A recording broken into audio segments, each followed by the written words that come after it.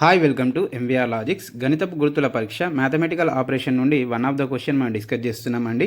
102-64 equals to 19, 279-149 equals to 65 అయితే 640-280 equals to question mark అని ఇచ్చాడండి. సో ఇలాంటి క్వశ్చన్ ఎగ్జామ్ పాయింట్ ఆఫ్ వ్యూలో వస్తే ఏ విధంగా సాల్వ్ చేయాలో చూద్దాం. ఫస్ట్ ఆఫ్ ఆల్ మనకి ఇచ్చినటువంటి ఫస్ట్ వాల్యూ రాసుకుందామండి. ఏముంది ఫస్ట్ వాల్యూ అని అంటే 102-64 ఈక్వల్స్ టు 19 అనేది రావాలి. సో మనకి 19 రావాలి అని అంటే ఇక్కడ లాజిక్ ఏం అప్లై చేశాడో చూద్దాం.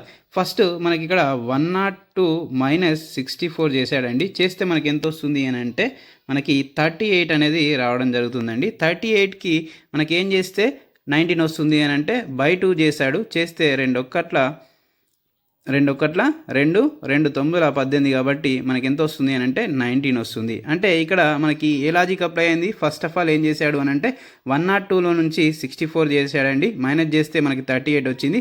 దానికి బై 2 చేస్తే 19 వచ్చింది. సేమ్ ఇదే లాజిక్ని సెకండ్ వాల్యూకి కూడా అప్లై చేసి చూద్దాం.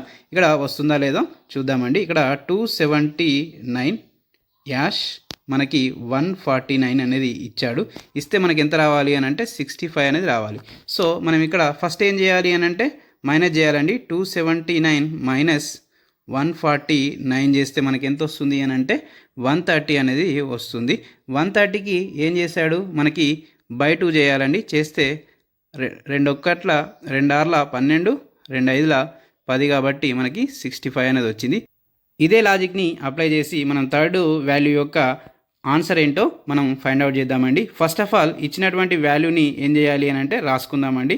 ఇక్కడ 640-280 అనేది ఇచ్చాడు.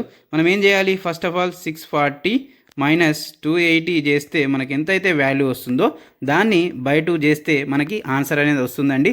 అదేంటో కామెంట్ రూపంలో తెలియజేయండి. వీడియో నచ్చితే తప్పకుండా లైక్, షేర్, సబ్స్క్రైబ్ చేయడం మర్చిపోకండి. ఇలాంటి కంటెంట్ కోసం మన ఛానల్ని తప్పకుండా ఫాలో అవ్వండి. Thank you.